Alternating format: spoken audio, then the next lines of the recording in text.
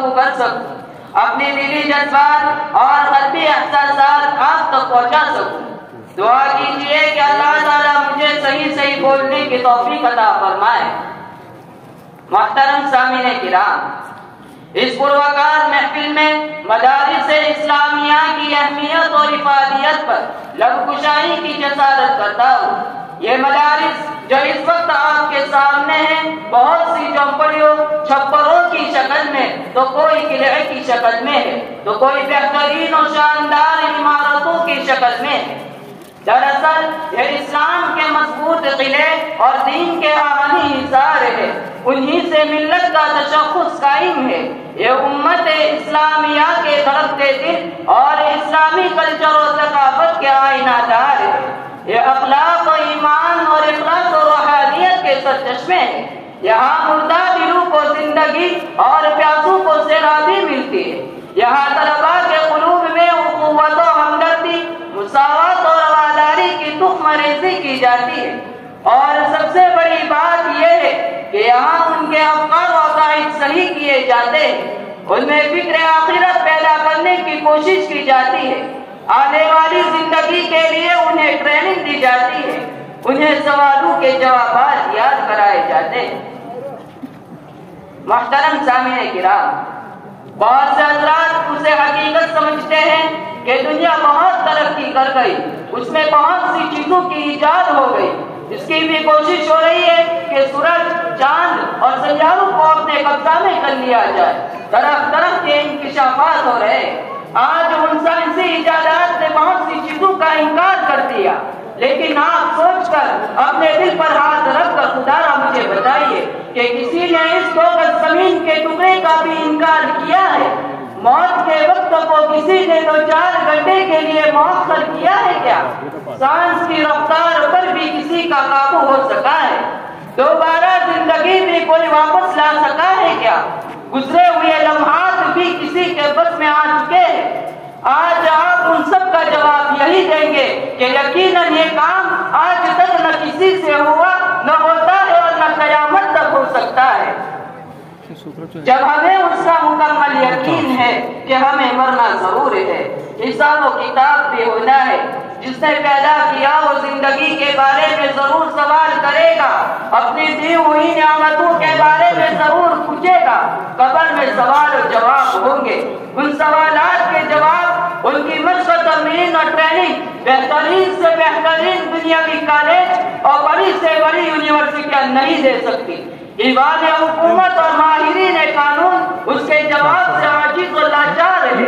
یہ جواب اگر مل سکتا ہے تو انہی گھوڑے پر بیٹھنے والے علماء کرام ہی سے مل سکتا ہے۔ اس اگلی زندگی میں رستگاری ہو سکتی ہے تو انہی ذکر خوشو اور ذکر اللہ میں مشغول ہونے والے حضرات سے ہی مل سکتی ہے۔ اقبال مرحوم نے انہی علماء کے بارے میں کیا خوب کہا تھا کہ جلا سکتی ہے شمع گستاخ و موج نفس ان کی، کہ جلا سکتی ہے شمع گستاخ و موج نفس ان کی، الہی کیا چھپا ہوتا ہے اہل دل کے سینوں میں، نہ پوچھ ان خرقہ پوشوں کی ارادت ہو تو دیکھ ان کو، کہ نہ پوچھ ان خرقہ پوشوں کی ارادت ہو تو دیکھ ان کو، یدے بیضا لیے بیٹھے ہیں اپنی آستینوں میں۔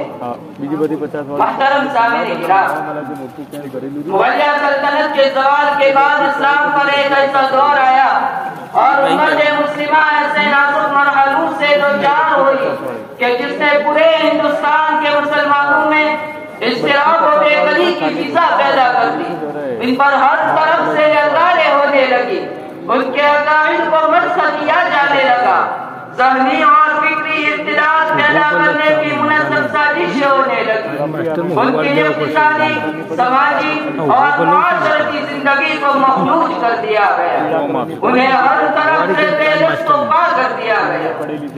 ٹھیک ان نازک حالات میں علماء مفکرین اور ملت کا درد رکھنے والے حضرات نے مدارس کا جال بچھایا، چپے چپے پر مکاتب قائم کیے اور امت کے نوجوانوں اور ملت کے جیاروں کو ذہنی اور فکری قتل سے بچانے کے لیے دوربین نگاہ رکھنے والے بنگسار علماء وسیع مشینریوں سے نبرد آزما ہونے کے لیے میدان عمل میں کود پڑے۔ اگر بر وقت یہ علماء کھڑے نہ ہوتے، ان مدارس و مکاتب کا جال نہ پھیلاتے، تو آج ہر گھر میں انجیل پڑھائی جاتی۔ ان کے افکار و عقائد میں وطنیت و بت پرستی کا رچاؤ ہوتا، الحاد و لاطینیت کا گھر در مرکز ہوتا، قرآن اور افکار اسلامی سے لوگ کوسوں دور ہوتے، اپنے آقا سرور دو عالم صلی اللہ علیہ وسلم کی حیات طیبہ سے واقفیت نہ ہوتی، اپنی تاریخ اور اپنے کارناموں کی انہیں ہوا تک نہ لگتی۔ ان مدارس نے وہ کارنامہ انجام دیا جو ہمیشہ یاد رکھا جائے گا۔ انہوں نے بر وقت مسلمانوں کو سنبھالا، انہیں اپنی تاریخ، اپنے کلچر اور دینی اہمیت کا احساس دلایا، مسلمانوں کی ملی تشخص اور ان کی انفرادیت کو برقرار رکھا۔ محترم سامعین کرام، بہت سے افراد یہ کہتے ہیں کہ ان مدارس سے کیا ملتا ہے، ان سے نوکری نہیں ملتی، ان سے ڈگریاں نہیں ملتی، یہاں کے افراد قوم کے اوپر بار ہے، ان میں شعور و بیداری نہیں آتی، یہ ٹیکنیکل لائن میں آگے نہیں بڑھتے۔ تو آپ افراد سے میں صرف اتنا عرض کرتا ہوں کہ روزی روٹی کا مسئلہ کوئی اہم مسئلہ نہیں ہے، اس کا وعدہ خدا بند قدوس نے ہم سے کیا ہے، اس نے روزی روٹی کا ٹھیکہ خود اپنے ذمہ لے رکھا ہے۔ قرآن کہتا ہے وَمَا مِن دَابَّةٍ فِي الْأَرْضِ إِلَّا عَلَى اللَّهِ رِزْقُهَا وَقَالَ تَعَالَى خَلَقَهُ فَقَدَّرَهُ ثُمَّ السَّبِيلَ يَسَّرَهُ۔ اور یہ بھی تیسرا بات ہے کہ روزی کا تعلق قسمت سے ہے، عقل سے نہیں۔ اگر اس کا تعلق عقل سے ہوتا تو بے وقوف بھوکے مرتے اور عقل مند ہر وقت مرغے مسلم اور بریانی میں ہی گوتا لگا دے رہتے۔ لیکن نظام قدرت عجیب ہے، اس لیے مسلمانوں کا اصل مسئلہ اور مقصد زندگی پیغام خدا بنتی ہے، دعوت و ارشاد ہے۔ اس کاروان سفر میں رہ کر اپنی ابدی زندگی سنوارنا ہے، آخرت کی فکر کرنی ہے۔ اس بارے میں اسلام اور قرآن کے ارشادات مکمل واضح ہے۔ صحابہ کرام اور اسلاف کی زندگی ہمارے سامنے ہے کہ انہوں نے کس طرح اس دنیا سے خوشاچینی کی اور کس طرح دنیا اور آخرت کی فلاح و بہبودی ان کے حصے میں آئی۔ محترم سامعین کرام، یہ مدارس دراصل اسلامی چھاؤنیاں ہیں، ان کے سائے میں زندگی ملتی ہے، اقدار کی بند کلیاں چمکتی ہے، افکار کے پھول کھلتے ہیں، قرآن و حدیث کے سائے میں زندگی پل کر جوان ہوتی ہے۔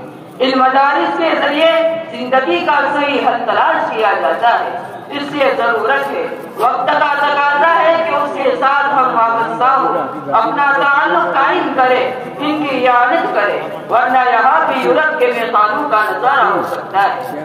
اقبال مرحوم نے دورہ یورپ کے بعد کہا تھا کہ ان مدارس کو یوں ہی رہنے دو، ورنہ یورپ کے میخانے دیکھ کر آیا ہوں، وہاں کا نظارہ میں نے کیا ہے، الحاد و زندگی کی تصویر پیش کرتا ہے، ہر طرف کردار خوشی کی مہم ہے، ہر طرف فکر گستاخ کا سیلاب ہے۔ اس لیے تمام حضرات سے درخواست ہے کہ ان مدارس کا کام بکام ساتھ لے، ہر طرف سے ان کا تعاون ضروری سمجھے۔ اللہ تعالیٰ ہم سب کو دین و اسلام کی اعانت کی توفیق عطا فرمائے۔ میں اپنی تقریر کو آخری شعر پر ختم کرتا ہوں کہ علم کے ساتھ عمل کی بید قوت یا رب، کہ علم کے ساتھ عمل کی بید قوت یا رب، اور توفیق مشقت سے بھی حصہ لے لے۔ پھر ہو فاران کی چوٹی سے صدا کوئی بلند، پھر ہو فاران کی چوٹی سے صدا کوئی بلند، پھر سے آواز محمد کو غبارہ دے دے۔ وآخر دعوانا الحمدللہ رب العالمین۔